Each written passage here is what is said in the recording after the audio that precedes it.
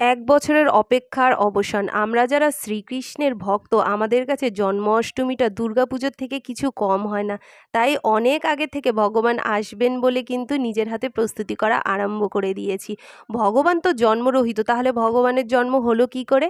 আমাদের শ্রীকৃষ্ণ হচ্ছে পরম পবিত্র ভক্তবৎসল্য প্রভু। তিনি ভক্তদের ওপরে কৃপা করতে আর পাপীদের বিনাশ করতে স্বয়ং নিজে এই ধরাধামে নেমে এসেছে। আর এই দিনটি আমাদের কাছে অতি পবিত্র এবং আনন্দময় একটি দিন। 5251তম জন্মদিন আমরা এবছরে ভগবানের উদযাপন করতে চলেছি। ভগবান যেহেতু মধ্যরাত্রে আবির্ভাব হয়েছে, তাই চেষ্টা করেছি ভগবানের জন্য খুব হালকা পোশাক পরানোর জন্য। আজ আর বলবো না যে ভালো লাগলে একটা লাইক করে দিও, কারণ ভগবানের কাছে ভালো খারাপ বলে কিছুই হয় না। তবে হ্যাঁ, অবশ্যই জানিও আমার গোপাল কিংবা আমার প্রভুকে আজকে তোমাদের কেমন লেগেছে। সমস্তটা তার ইচ্ছা মতনই হয়েছে। রাধে রাধে।